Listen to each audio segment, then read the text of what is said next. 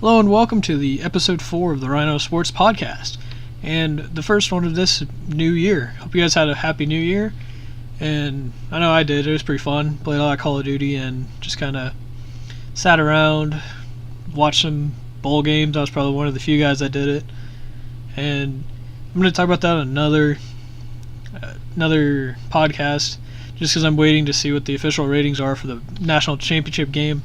But a little side note on that, it was pretty bad. They lost 40% of the viewership from last year just because they played them on New Year's Eve instead of New Year's. But once again, listen to that in the future, in a future podcast. I have a lot of good topics to talk about this week. Like I said, it's the first week of January, so I'm talking about the last week of December 2015. And the first thing I want to talk about is an actual sport that's not going on, and that's in the MLB. Aroldis Chapman, who consistently throws about 102, 103. He's one of the better pitchers in the MLB currently. He got traded from the Cincinnati Reds to the Yankees. He was rumored to go to many different teams. He had a couple trades set up, one to the Dodgers, and I can't think of the other one. Oh, the Marlins were trying to get him too, and it fell apart because he had a domestic violence thing happen that kind of came to the forefront of, I guess, during the trades talks, and he was kind of casting shadows for that. And so the Dodgers backed out of that trade, and I think the Marlins did too. But the Yankees actually pulled the trigger, which isn't really that surprising for them, getting a big-name pitcher.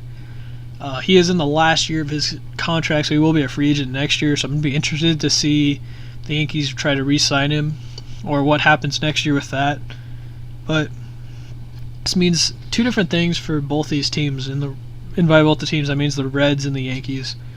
With the Reds, it means that they're going all in for a full rebuild of their team.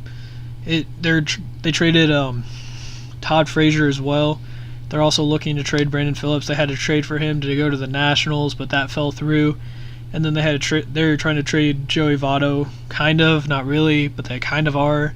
Kind of deal. I think that they might gonna try and trade him, but he's also their franchise centerpiece, so I don't know who would take him or what they're gonna actually do there. It's gonna be really interesting to see what happens on that front.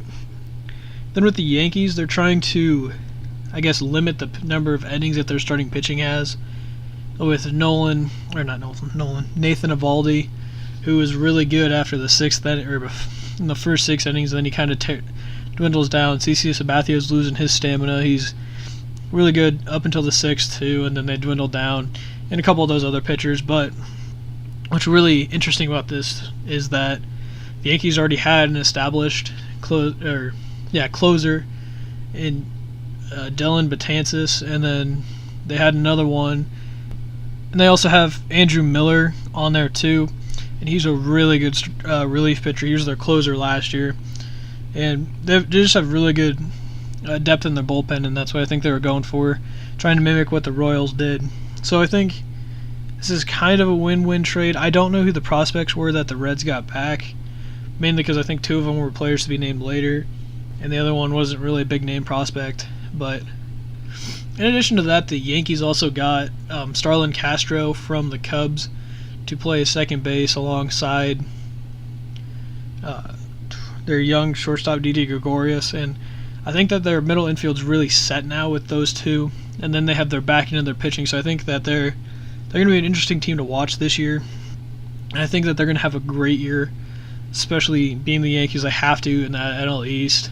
It's not very good. They have really the Blue Jays to contend with. That's about the only team that's really good in that division. Red Sox might be good, but they're really a hit-and-miss team. So that's my thought on the Aroldis Chapman trade.